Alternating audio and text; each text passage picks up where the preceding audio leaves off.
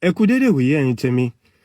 Lórí àwọn fọ́nrán tí mo ṣe nípa àwọn bandit tí wọ́n jí àwọn ọmọ gbé, tí mo sọ pé ìjọba náà látúnṣì máa tẹ̀ mọ́ létí pé iṣẹ́ ìjọba ni. Mo rí ọ̀pọ̀lọpọ̀ àwọn èèyàn tán ní ìjọba wo ló ti ń sọ Arojinle, ìjọba tí ò lè ṣe kinní kan, pé eléyìí ìjọba ò tiẹ̀ wọn ráyè tiwa, àwa ara wa náà la lè ṣe, ká yọ kúrò lọ́wọ́ ìjọba ò ṣe kinní kan. Now, láti lè dáhùn ìbéèrè yẹn, ẹ jẹ́ ká sáré wo báńdíìtì yìí gan, àwọn báńdíìtì báwo lọ̀rọ̀ ẹ ṣe bẹ̀rẹ̀, ká má bàa kọsẹ̀ lórí òkúta kan náà lẹ́ẹ̀mejì. Ó ti ṣẹlẹ̀ ní north, kó má ṣẹlẹ̀ níbi, ká má dá báńdíìtì sílẹ̀ fúnra wa. Ẹ jẹ́ ká tiẹ̀ wo bí báńdíìtì ṣe bẹ̀rẹ̀. Wọ́n ṣà ní ará iwájú tó jì sí kòtò ó kọ́ ará ẹ̀yìn lọ́gbọ́n. Ní òkè ọya lọ́hùn ní north, wọ́n láwọn kan tí wọ́n máa ń jí àwọn èèyàn ní màálù gbé, àwọn adigun jí màálù gbé, wọ́n máa ń pè wọ́n ní cow rustlers. So wọ́n ti ń ṣe kínní léraléra, wọ́n sáà máa ń jí màálù gbé, jí àwọn èèyàn ní màálù gbé. Wọ́n ké pè ìjọba láti provide security, ìjọba ò dáhùn. Wọ́n ké pè ìjọba ò dáhùn. Nígbà tó yá ó sú wọn láti máa ké pè ìjọba. Wọ́n ti ní àwọn bíi vigilante tí wọ́n ń pè ní yambanga sílẹ̀.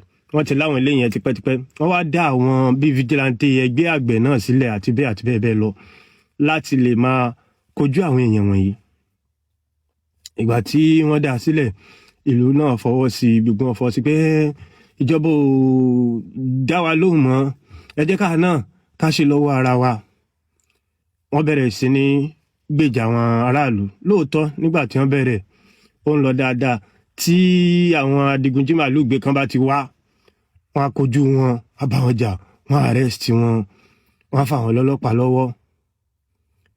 Ìgbà tí ó yá, ó di pé iṣẹ́ yìí wọn kàn lè máa ṣe lásán, kò sówó ń bẹ̀. Báwo ni wọ́n ṣe máa rówó? Torí ẹni tó ń fi ọ̀sán àtòru máa tírèsì àwọn olè, máa tírèsì kínní, kò ní ráyè máa ṣiṣẹ́ tiẹ̀. State government tí ó step in, wọ́n san owó oṣù fún wọn fúngbà díẹ̀. Bíjọba ò ṣe sanwó oṣù mọ́ nìyẹn lásìkò kan. Now, gbogbo táàmì wọn ti jẹ́ kí wọ́n níbọn lọ́wọ́ àti bẹ́ẹ̀ lọ. Ìjọba sá ni àwọn tí wọ́n bá níbọn kí wọ́n mú wá, kí wọ́n wá fi gba owó, wọ́n fi ṣe gun amnesty kìnnìkan, wọ́n sáà dábọn padà. Ṣùgbọ́n ṣé gbogbo wọn ló dábọn padà? Ibi tí wàhálà ti bẹ̀rẹ̀ nìyẹn. So àwọn tí wọ́n wá kọ́kọ́ dáàbò bo ìlú lọ́jọ́ sí, ó wá di pé wọ́n bẹ̀rẹ̀ sí sọ pé ẹ̀yin ìlú tá à ń dáàbò bò, ẹ̀yin náà ẹ máa san ìṣàkọọ́lẹ̀ o. Wọ́n bẹ̀rẹ̀ sí ní bu owó fún wọn. Àdúgbò tí ò bá ti sanwó báyìí, lẹ́yìn ọjọ́ bíi mélòó, wọ́n lè débẹ̀ kí wọ́n lọ dáná sun wọn. Bí bandit ṣe bẹ̀rẹ̀ wẹ́rẹ́wẹ́rẹ́ nìyẹn o. Látara àwọn tí wọ́n dá sílẹ̀ láti lè jà fún ìlú, àwọn ni wọ́n pàpà dọ̀tá ìlú, àwọn ni wọ́n pàpà wá káàkiri. Ibo ni mò ń lọ? Yorùbá ní àìtorí pójò rọ̀ ká ní kókun ó ya wọ̀lú wá. Nǹkan tó ń ṣẹlẹ̀ pẹ̀lú ọ̀rọ̀ àwọn bádìtì ó bani lọ́kàn jẹ́. Ṣùgbọ́n gbogbo wa, gbogbo yín, gbogbo èmi, àwọn ìjọba yẹn náà la gbọ́dọ̀ máa, ẹ jẹ́ n fún yín ní àpẹẹrẹ. Àwọn ọlọ́pàá tí wọ́n wà lábẹ́ ìjọba, tí wọ́n ní àmì ìdánimọ̀ àbí kíní, wọ́n ṣe misbehave o. Ìdí tá a ṣe ń rí mi mú ní pé tẹ́ bá ti post video ẹ̀, wọ́n ti máa bẹ́ẹ̀ DPO tó wà, wọ́n ti mọ kíní, ó ń easy. Tí wọ́n bá ti kó ohun ìrìn jàlé ẹni tí ò sí London Central Authority, tí ò ní nǹkan tí ń check ẹ̀,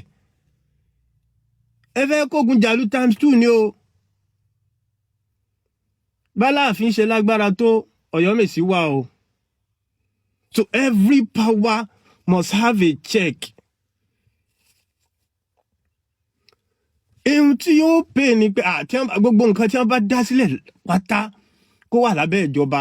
Now, ìjọba ò rẹ́dí àti ṣiṣẹ́. Àwọn ọ̀nà táwa lè gbà láti mú ìjọba ṣiṣẹ́ òun ni tó lóṣèlú kan bá wá sọ́dọ̀ ẹ sọ fún wọn pé ẹ dìbò 2027 tí ọ̀rọ̀ àjùmọ̀ gbé yóò bá ti parí. Tá a bá put pressure lórí ìjọba á rí result.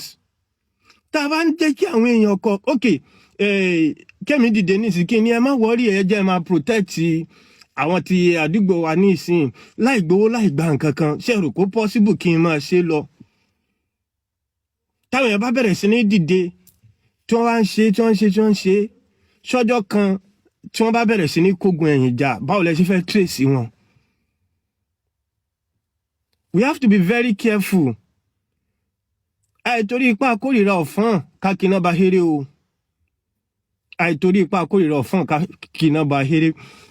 You don't carry weapon àwọn nǹkan ìjà olóró àbí agbára ńlá àìgbé fún ẹni tí ò ní central bí ṣe bọ́n la ṣe ń sọ yìí bí ìjọba ṣe ya ìyàkuyà tó tí wọ́n wà irresponsible tó a sì ń lè sọ pé governor wa a sì lọ pé president a sì sọ pé local government chairman senator a sì máa tí wọ́n pè after 4 years tí ò bá ṣe tẹ́ ẹ bá lórí pípé tá a bá lórí pípé a sì lè yọ wọ́n pò but tẹ́ ẹ bá lọ gbé agbára lọ́wọ́ individual àbí groups tí wọn ò ní ọ̀nà àti gbà tètè pé wọ́n padà bí wọ́n bá yíwọ́ bandit 2.0 nìyẹn o ntẹ́mi rò nìyẹn o ní lànà ọmọ kékeré mi sọ pé oyin tí mo rò ló perfect o but gẹ́gẹ́ bí ẹni tó kọ́ ẹ̀kọ́ ìtàn for someone that learned from history I have decided pé history yóò gbọ́dọ̀ repeat lẹ́ẹ̀mejì